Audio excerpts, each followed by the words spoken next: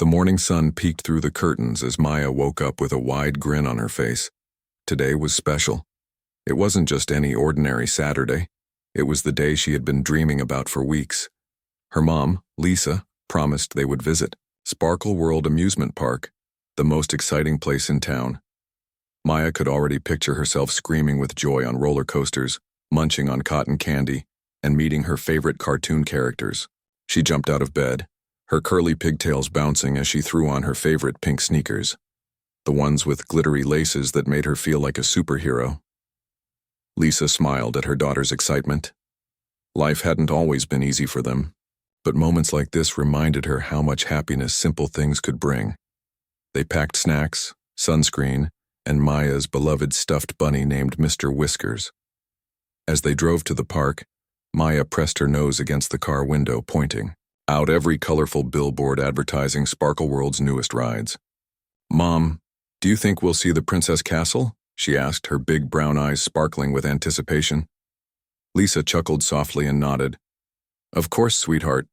We're going to make today unforgettable." When they finally arrived, the sight took Maya's breath away. Bright lights flashed everywhere and cheerful music filled the air.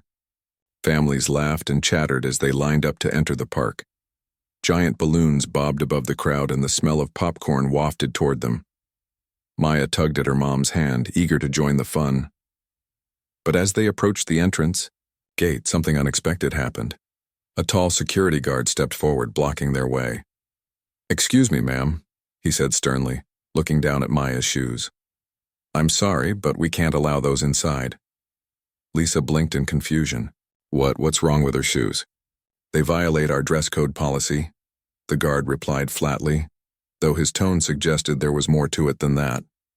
Other visitors turned to glance curiously at the commotion. Some whispered among themselves, while others simply moved, head in line, avoiding eye contact. Maya looked down at her sneakers, her heart sinking. They were bright pink with sparkly laces, just like all the other kids wore. Why were hers suddenly a problem? She glanced around nervously, noticing that no one else seemed to be stopped or questioned. Everyone else walked right through without issue. Tears welled up in her eyes as she clutched Mr. Whiskers tightly. "But why?" she whispered, her voice trembling. Lisa knelt beside her daughter, brushing a strand of hair from Maya's forehead. "It's okay, baby," she reassured her gently, though her own frustration was evident. Turning back to the guard, she tried to reason with him. "Can you please explain what exactly is wrong? These are regular sneakers. Nothing unusual about them." The guard hesitated for a moment before replying. "Our rules state that certain items might pose safety risks. Those shoes stand out too much." His vague explanation only deepened the sense of unfairness hanging over them. Lisa opened her mouth to protest further when another staff member chimed in, clearly uncomfortable with the situation but unwilling to challenge their colleague. As the minutes ticked by, Maya felt smaller and smaller.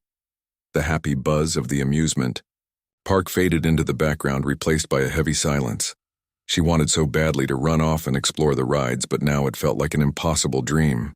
People continued streaming past, some casting sympathetic glances, while others avoided looking altogether. It was as if the world had forgotten about them, or worse, didn't care. Little did Maya know, someone was watching.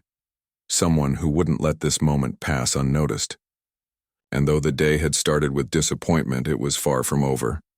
Lisa stood tall, her arms crossed as she stared at the security guard.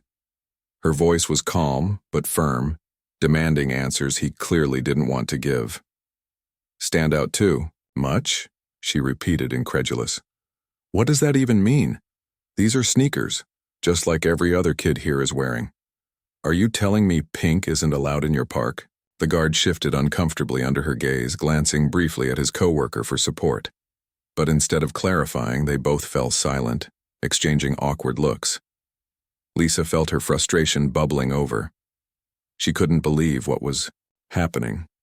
This wasn't just about shoes, it felt personal, targeted, and worst of all, it was happening right in front of Maya, who now clung tightly to her mom's leg, tears streaming down her cheeks.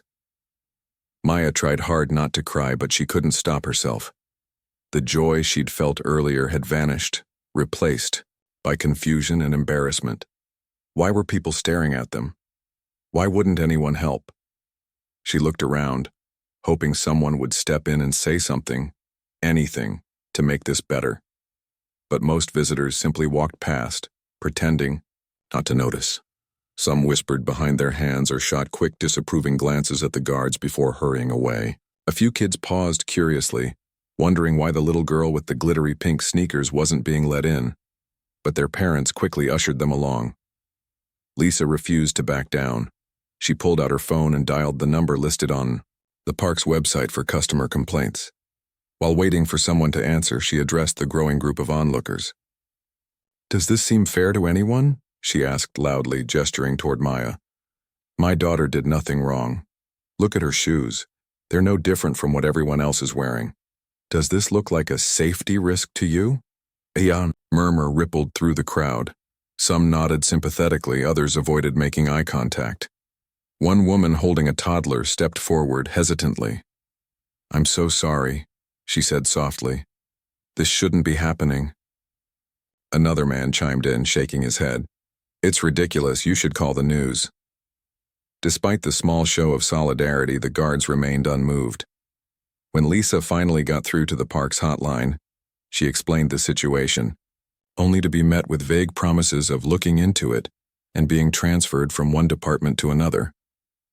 Frustrated, she hung up after 10 minutes of unhelpful back and forth. By then, the line to enter the park had grown longer, and the tension at the entrance was palpable. Maya sat quietly on a nearby bench, clutching Mr. Whiskers close to her chest. She wiped her tears with the sleeve of her shirt, trying to stay strong like her mom. But inside, she felt crushed. All she wanted was to ride the Ferris wheel and eat ice cream, just like the smiling families walking past her. Instead, she was stuck here, feeling like an outsider. It wasn't fair. As Lisa continued arguing with the staff, a young boy about Maya's age approached her shyly. He held out a balloon he'd been carrying, a bright yellow one shaped like a star. "Here," he said softly, offering it to Maya. "You can have mine." Maya blinked in surprise, unsure how to respond. His kindness caught her off guard, and fresh tears welled up in her eyes, not from sadness this time, but from gratitude. "Thank you," she whispered, taking the balloon gently. The boy grinned and ran back to his family, leaving Maya with a tiny spark of hope amid the chaos. Meanwhile, unnoticed by almost everyone, a figure stood a few feet away, observing the scene intently. Vin Diesel hadn't planned to get involved when he first arrived at the park with his own children. He'd come for a quiet family day, hoping to enjoy some downtime away from the spotlight. But as he watched the interaction unfold, the dismissive guards, the crying child, the mother fighting tirelessly for justice, he knew he couldn't stay silent. Something about Maya's quiet dignity touched him deeply. He glanced down at his kids, who were watching curiously, then took a deep breath. Stepping forward, he cleared his throat, drawing the attention of both the guards and the growing crowd. For a moment, there was complete silence as everyone turned to see who had spoken. When Vin introduced himself, his deep voice carried authority and calm. "Hi," he began, addressing the guards directly. "Can someone explain to me why this little girl is being turned away?" The guards froze, clearly unprepared for this turn of events.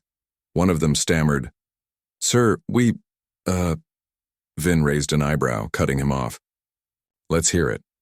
What rule exactly is she breaking?" For the first time since the ordeal began, Lisa felt a flicker of relief. Someone with influence was stepping in, and not just anyone, but Vin Diesel. As the actor pressed for answers, Maya peeked up at him from behind her mom's legs. She recognized him instantly from the movies she loved. In that moment, she realized something. Maybe today wasn't going to end badly after all. Vin Diesel's arrival changed the atmosphere instantly. The crowd, which had been murmuring quietly until now, grew still. Even the guards seemed frozen, their earlier confidence crumbling under his steady gaze.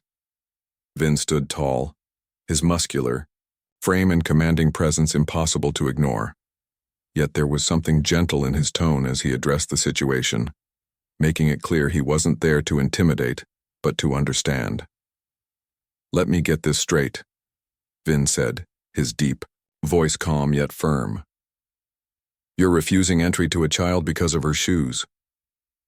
He glanced down at Maya's pink sneakers, then back at the guards. "Those are sneakers, just like thousands of other kids wear every single day. So what's really going on here?" The head guard shifted uncomfortably, his face reddening. "Sir, it's not just about the shoes. It's a safety concern. We have standards." "Standards?" Vin interrupted, raising an eyebrow. "What kind of standards are we talking about? Because if these shoes are such a danger, why aren't you stopping anyone else wearing similar ones?" He gestured toward the line of families waiting to enter, many of whom were dressed casually, some even sporting brighter or flashier footwear than Maya's. Lisa watched silently, her arms crossed tightly over her chest. She didn't know whether to feel grateful or overwhelmed by Vin's sudden involvement. Part of her worried that drawing attention might make things worse, but another part, a much louder part, felt a surge of hope. Someone powerful was finally listening. Someone who wouldn't let this slide. Maya, meanwhile, peeked out from behind her mom, her wide eyes fixed on Vin. She couldn't believe what she was seeing. This wasn't just any actor. This was the Vin Diesel, the same man who played tough heroes in movies she loved. And now, he was standing up for her. For a moment, she forgot her sadness and felt a strange mix of awe and excitement bubbling inside her. Vin turned to Lisa, his expression softening. "Ma'am, I'm sorry you're having to deal with this. Let me see what I can do." Then, without waiting for a response, he stepped closer to the guards, lowering his voice slightly so only they could hear. "Look, I don't think you want this turning into a bigger issue than it already is. People are watching. Cameras are rolling. Do you really want to explain to your bosses, and potentially the world, why a little girl was denied entry based on something as ridiculous as her choice of shoes?" The guards exchanged panicked glances. One of them muttered something under his breath while the other nervously adjusted his hat. They clearly hadn't anticipated this level of scrutiny. Vin's fame wasn't just about being a movie star. It carried weight, and they knew it. Meanwhile, the crowd began to react. Some people started clapping softly, encouraging Vin's intervention. Others pulled out their phones, recording the exchange. Social media was buzzing within minutes as videos of the confrontation spread online. Comments poured in. "This is unacceptable. Why target a child? Go Vin Diesel." The hashtag #Justice for Maya trended locally almost immediately. Seeing the growing support, Lisa felt a lump rise in her throat. She hadn't expected this kind of solidarity. Strangers who moments ago had walked past without a second glance were now rallying behind her and Maya. A woman holding a toddler stepped forward again, this time handing Lisa a tissue. "You're doing great," she whispered. "Don't give up." Vin returned his focus to the guards, his patience wearing thin. "I'll ask one more time. Are you going to let this little girl in, or do I need to escalate this further?" His tone left no room for argument. The guards hesitated, looking at each other for guidance, but none of them dared speak up. Finally, after what felt like an eternity, one of the guards sighed heavily and nodded. "All right, fine. She can go in, but we'll need to document this as an exception." "No," Vin replied firmly, shaking his head. "Not an exception, a correction. You're fixing a mistake. One that never should have happened in the first place." With that, the tension broke. The guards stepped aside reluctantly, motioning for Lisa and Maya to proceed. Maya looked up at her mom, unsure if it was really over. Lisa gave her a small nod, smiling through unshed tears. "Dad, come on, sweetheart," she said softly. "Let's go have some fun." As they walked past Vin, Lisa paused to thank him, her voice trembling with emotion. "Thank you," she said simply, unable to find words big enough to express her gratitude. Vin smiled warmly, crouching down to Maya's level. "Hey there, champ," he said, his voice soft. "You deserve to be here just as much as anyone else. Don't ever forget that, okay?" Maya nodded shyly, clutching Mr. Whiskers tightly. "Okay," she whispered, her lips curving into a tiny smile. As they moved toward the park entrance, the crowd erupted into applause, cheering for the little girl who had stood her ground, and for the hero who stepped in when she needed him most. The applause from the crowd was deafening, but Vin Diesel didn't linger in the spotlight. Instead, he turned his attention back to the guards, his expression hardening once again. This wasn't over, not by a long shot. Letting Maya and her mom into the park was just the first step. Vin knew that real change wouldn't come unless someone held these people accountable for their actions. "All right," Vin said, his voice low but firm. "Now that we've settled this part, let's talk about what happens next." He glanced at the growing group of onlookers, many of whom were still recording the scene on their phones. "You guys made a mistake today, a big one. And it's not just about Maya or her shoes, it's about how you treat people who look like her. How often does this happen? Who else has been turned away because of rules you make up as you go?" The head guard stammered, clearly caught off guard by Vin's persistence. "Sir, we follow guidelines set by management. We're just doing our jobs." "Doing your jobs?" Vin repeated, his tone sharp enough to cut through steel. "Your job is supposed to be keeping people safe and making sure they have a good time, not singling out kids based on nonsense excuses. If your guidelines are allowing this kind of behavior, then maybe those guidelines need to change." By now, the crowd had grown even larger. Families who had already entered the park began trickling back toward the entrance, curious about the commotion. Parents lifted their children onto shoulders to get a better view, while teenagers filmed live videos for social media. The energy in the air was electric, a mix of anger and admiration fueling the gathering. Someone shouted, "You tell 'em, Vin." Another voice chimed in, "Hold them accountable." Vin raised a hand to quiet the crowd slightly before turning back to the guards. "I'm not leaving until I speak with someone higher up, someone who can actually do something about this. Call your manager. Now." The guards exchanged nervous glances, knowing they couldn't refuse. One of them muttered under his breath as he reached for his radio, calling for a supervisor. Meanwhile, Lisa stood nearby with Maya, watching everything unfold. She felt overwhelmed but also empowered. For so long, she'd faced moments like this alone, fighting battles no one else seemed willing to acknowledge. But now, with Vin standing beside her, and an entire crowd supporting her, it felt different. It felt like hope. A few minutes later, a sharply dressed man hurried toward the entrance, his face flushed with panic. Clearly, word had traveled fast about the situation. He introduced himself as the park's operations manager, extending a hand to Vin. "Mr. Diesel, thank you for bringing this to our attention. Please let me assure you—" Vin cut him off mid-sentence. "Save the pleasantries," he said, bluntly. "What I want is answers. Why did your staff feel it was okay to deny entry to a child based on something as arbitrary as her shoes? What policies allowed this to happen? And more importantly, what are you going to do to make sure it doesn't happen again?" The manager hesitated, clearly unprepared for Vin's directness. He glanced nervously at the crowd, then back at Vin. "We take all complaints seriously, sir. Of course, this incident will be investigated thoroughly." "Investigated?" Vin interrupted again, his frustration evident. "That's not good enough. Investigating means waiting, dragging things out, hoping everyone forgets. I'm talking about action. Real, immediate change. You need to review your policies, train your staff properly, and make sure every visitor feels welcome here, regardless of what they wear or how they look."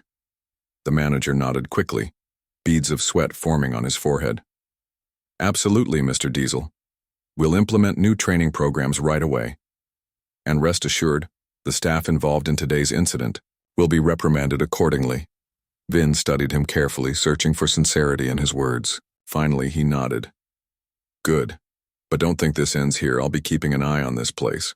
If I hear about anything like this happening again, trust me, you'll regret it." With that, Vin stepped back, satisfied that he'd pushed the issue as far as he could. For now. The crowd erupted into cheers once more, clapping and whistling in approval. Some called out heartfelt thanks to Vin, while others simply shook their heads in disbelief at what they'd witnessed. One elderly woman approached Lisa, patting her shoulder gently. Don't ever stop standing up for your daughter, she said, and don't let anyone make you feel small. Lisa smiled weakly, tears welling up in her eyes. She looked down as Vin Diesel walked alongside Maya and her mom. The amusement park transformed into a completely different world. The earlier tension melted away, replaced by laughter, music, and the cheerful hum of families enjoying their day. But for Maya, everything felt extra magical now. Not because of the rides or the bright lights, but because she was sharing it all with someone who had stood up for her when no one else would. Vin glanced down at Maya, noticing how her tiny hand clutched Mr. Whiskers tightly. "So," he said with a playful grin, "what's your favorite ride? Roller coasters, Ferris wheels, or maybe something scarier?" Maya hesitated, unsure how to respond. She'd never met anyone like Vin before, someone so famous, yet so kind. After a moment, she pointed shyly toward the towering roller coaster in the distance. "That one," she whispered, her voice barely audible over the park's lively chatter. "Great choice," Vin replied enthusiastically. Turning to Lisa, he added, "How about we skip the lines today? VIP treatment only." Lisa chuckled nervously. "Are you sure? We don't want to cause any more trouble?" "No trouble at all," Vin assured her. He flagged down a nearby staff member and explained the situation. Within minutes, they were escorted to the front of every line, bypassing the long waits that other visitors endured. At first, some guests grumbled, but when they realized who Maya was and what she'd been through, they broke into smiles and applause. Strangers high-fived her as she passed, calling her brave and thanking Vin for stepping in. For the first time that day, Maya felt like a star. Their first stop was the roller coaster Maya had pointed out. As they climbed aboard, Vin sat beside her, making sure she felt safe and comfortable. When the ride took off, zooming around twists and turns at breakneck speed, Maya screamed with delight, her earlier sadness forgotten. Her giggles echoed through the air, drawing smiles from everyone around them. Even Vin couldn't help but laugh, his deep voice booming above the wind. After the ride, they headed to the park's mascot area, where costumed characters roamed freely. Maya's eyes lit up as she spotted Sparkle Bear, the park's cuddly mascot. Vin knelt beside her, whispering conspiratorially, "What do you say we get a picture with him? Maybe even make him promise to keep an eye on those guards from now on?" Maya giggled, nodding eagerly. They posed together for photos, with Vin pretending to scold Sparkle Bear playfully. "If I hear about anyone being turned away again, I'm coming back," he joked, wagging a finger at the furry bear. The crowd gathered around erupted in laughter, snapping pictures of the unlikely trio. By the end of the session, Maya was beaming, her confidence growing with each passing moment. Next, Vin surprised them with a private lunch inside a themed restaurant shaped like a castle. Tables were decorated with twinkling fairy lights, and servers dressed as knights brought out trays of pizza, fries, and milkshakes. As they ate, Vin leaned closer to Maya, speaking softly. "You know, champ, what happened today wasn't fair, but you handled it like a true hero. Never forget that you deserve to be treated with respect, always." Maya looked up at him, her big brown eyes wide with admiration. "Am I really a hero?" she asked quietly. "You absolutely are," Vin replied without hesitation. "Heroes aren't just people who save the world in movies. They're also the ones who stand strong when life gets tough, even if it feels scary. And today you showed everyone here exactly what courage looks like." Tears welled up in Lisa's eyes as she watched the exchange. She reached across the table, placing a hand on Vin's arm. "I can't thank you enough for this," she said, her voice trembling. "Not just for helping us, but for showing Maya that she matters." Vin smiled warmly, shaking his head. "It's not me you should thank. It's her. She's the one teaching all of us a lesson about standing up for what's right." By the time dessert arrived, a towering sundae topped with whipped cream and sprinkles, the mood was lighter than ever. Maya laughed as Vin dramatically declared himself the king of ice cream and handed her the biggest spoonful. Other diners peeked in curiously, whispering excitedly when they recognized the actor. Some even approached politely to express their gratitude for his actions earlier. Each time, Vin redirected the praise to Maya, reminding everyone that the real focus should be on her strength. As the afternoon wore on, news of their visit spread throughout the park. Staff members went out of their way to ensure Maya and her mom felt welcomed, offering free tokens for games and souvenirs. One employee presented Maya with a golden ticket, granting her lifetime access to Sparkle World.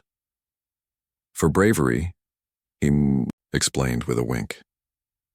By sunset, the park glowed with colorful lights casting a warm, magical aura over everything. Vin crouched beside Maya one last time, handing her a signed photo of himself along with tickets to an upcoming movie premiere. "This is for you, champ," he said gently. "Remember today, not because of what happened at the entrance, but because you showed everyone here what it means to shine brightly, even when things get hard." Maya hugged him tightly, her heart full. For the first time, she understood that being strong didn't mean never feeling afraid. It meant facing fear head-on and finding joy on the other side. As they waved goodbye to Vin, Lisa held her daughter close, knowing this day would stay etched in both their memories forever. The next morning, Maya woke up with a smile that stretched from ear to ear. She reached for Mr. Whiskers and the golden ticket she'd been given the day before, holding them close as if they were treasures from another world. The events of Sparkle World still felt like a dream, too incredible to be real. But the signed photo of Vin Diesel sitting on her bedside table proved otherwise. It was all true. The guards, the crowd, the rides, and most importantly, the man who had turned a terrible day into one of the best days of her life. As Lisa made breakfast, she noticed the spring in Maya's step. Her daughter wasn't just happy. She seemed transformed. Gone was the uncertainty that had lingered after their encounter at the park entrance. In its place was a quiet confidence, a belief that even when things went wrong, there were people in the world willing to stand up and make them right again. But the story didn't end with Maya's joy. By mid-morning, news outlets were buzzing about what had happened at Sparkle World. Videos of Vin confronting the guards had gone viral overnight, sparking outrage and admiration across social media.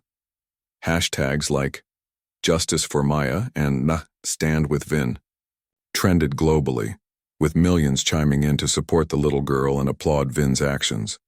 Comment sections filled with messages of gratitude, calls for change, and personal stories from others who had faced similar discrimination. Local. Reporters arrived at Lisa's doorstep later that afternoon, eager to hear Maya's side of the story. At first, Maya clung to her mom, hesitant to speak, but Lisa encouraged her gently, reminding her how brave she had been the day before.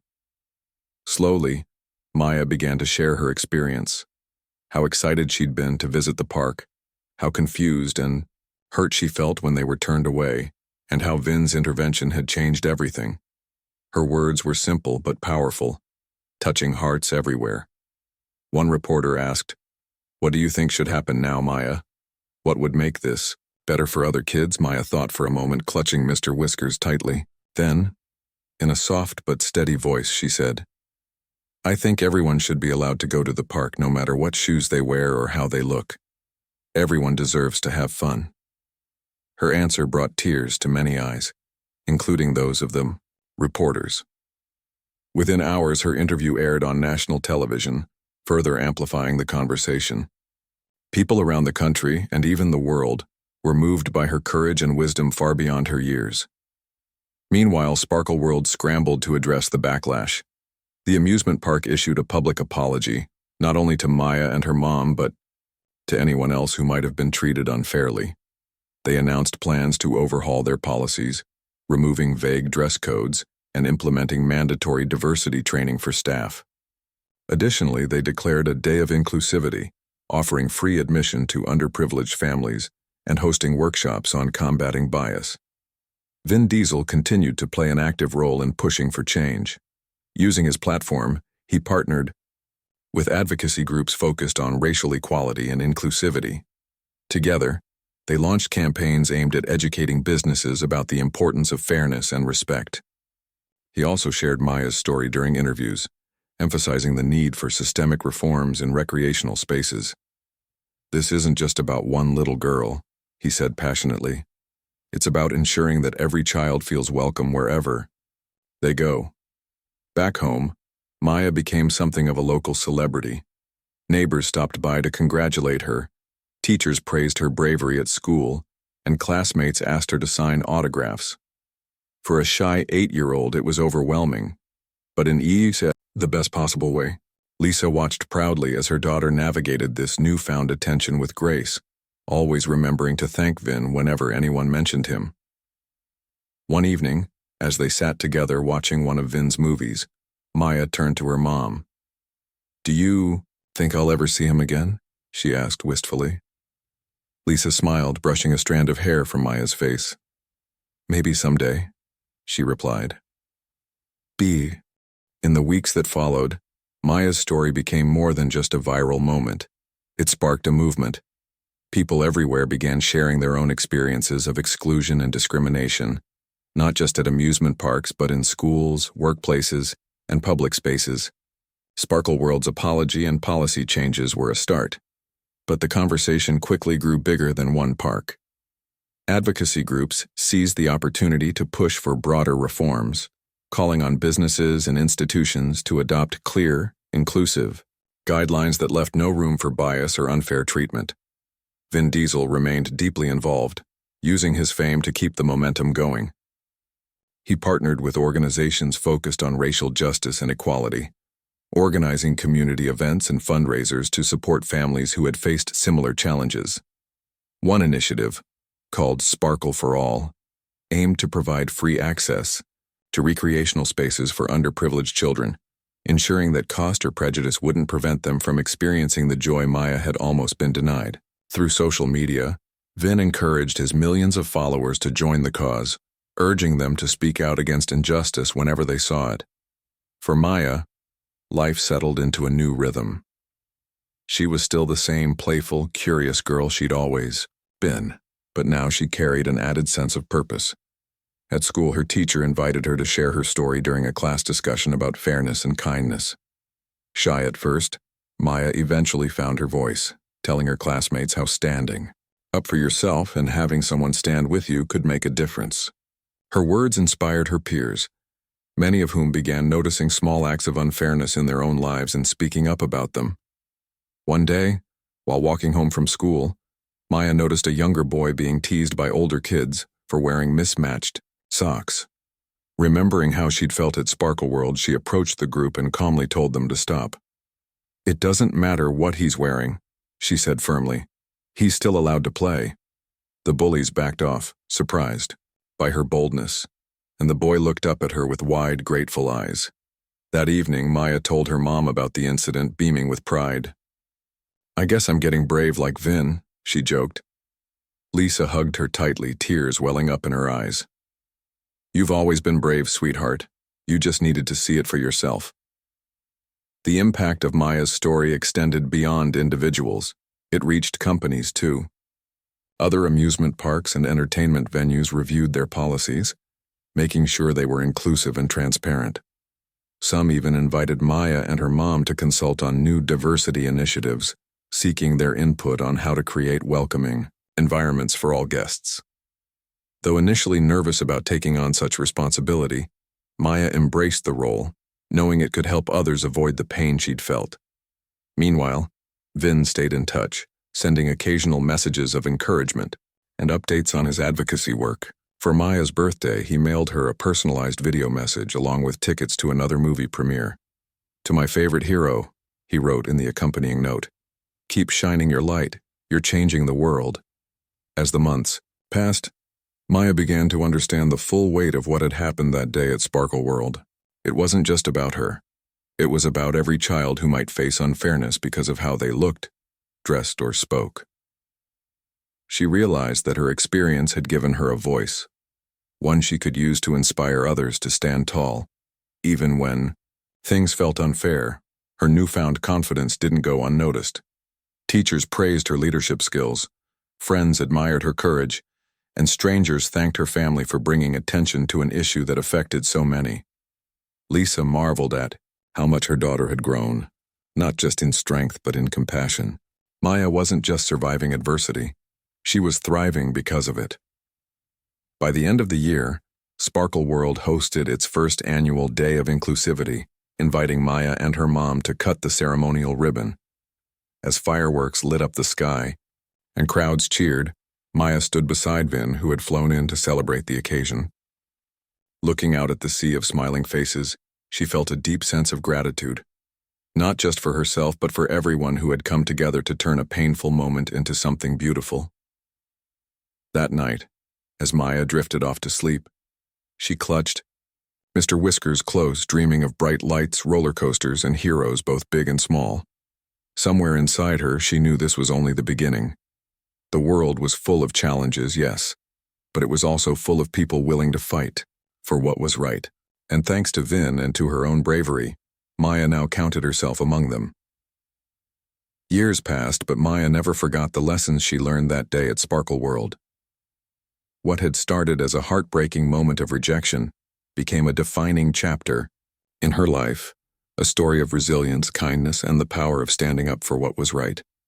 As she grew older, those memories stayed with her, shaping the person she was becoming.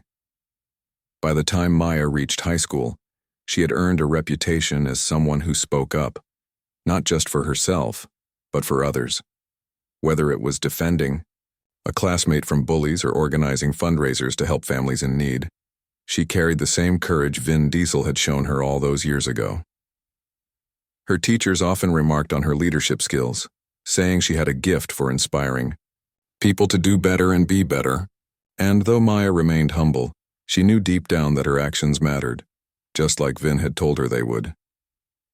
One evening, during her senior year, Maya received a letter in the mail. It was handwritten, something rare in this digital age, and the envelope bore no return address. Curious, she opened it carefully and unfolded the crisp sheet of paper inside. The note read, "Dear Maya, I've been thinking about you lately and wanted to say thank you. You reminded me of something important, that even small acts of bravery can change the world. Keep using your voice, champ. The world needs more people like you." With admiration, Maya's heart swelled as she read the words over and over again. She hadn't heard directly from Vin in years, though she still followed his work and advocacy efforts online. Knowing he remembered her and believed in her was overwhelming in the best possible way. She showed the letter to her mom, who hugged her tightly, tears streaming down her face. "See?" Lisa said softly. "You're not just making us proud, you're making him proud too." That spring, Maya graduated at the top of her class, delivering a speech that left the audience in tears. Standing behind the podium, she spoke about the importance of fairness, empathy, and speaking out against injustice. "Sometimes," she said, her voice steady despite the nerves fluttering in her chest, "it feels easier to stay quiet when things aren't fair. But I learned early on that staying quiet doesn't fix anything. We have to stand up, for ourselves, for each other, and for the future we want to build." As she finished her speech, the crowd erupted into applause, rising to their feet in a standing ovation. Among the cheering faces, Maya spotted Vin Diesel sitting near the front row, clapping loudly alongside her family. She froze for a moment, stunned by his presence, then broke into a wide grin. Afterward, he approached her backstage, pulling her into a warm hug. "You did great out there, champ," he said, his voice thick with pride. "I knew you'd grow up to be someone special." Maya laughed, shaking her head. "I wouldn't have gotten here without you," she replied. "You changed everything for me." "No," Vin corrected gently. "You changed everything for yourself and for so many others. Don't ever forget that." In the years that followed, Maya continued to make waves. She pursued a career in social justice advocacy, working tirelessly to fight discrimination and promote inclusivity in schools, workplaces, and communities.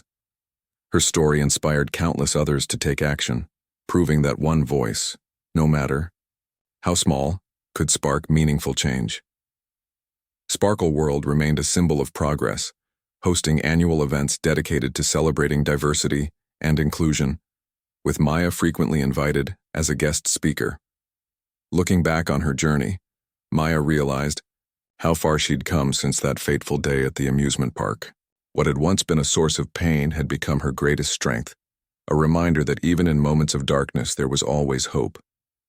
And while she credited Vin Diesel for stepping in when she needed him most, she also recognized the role she'd played in her own story. She hadn't given up even when it felt impossible. She had stood tall, and in doing so, she had inspired others to do the same. Maya often thought about the little boy with mismatched socks, the one she'd defended on her walk home from school. She wondered if he remembered her, if he understood how much his smile had meant to her that day. Because in protecting him she had found her purpose, to create a world where no child felt unwelcome or unseen. And so, Maya kept moving forward, carrying the lessons of her past into every corner of her future. She didn't know what challenges lay ahead, but she faced them with the same determination and kindness that had carried her through before. Somewhere along the way, she realized something profound. Heroes weren't born, they were made. And sometimes all it took was one act of courage to set the wheels of change in motion.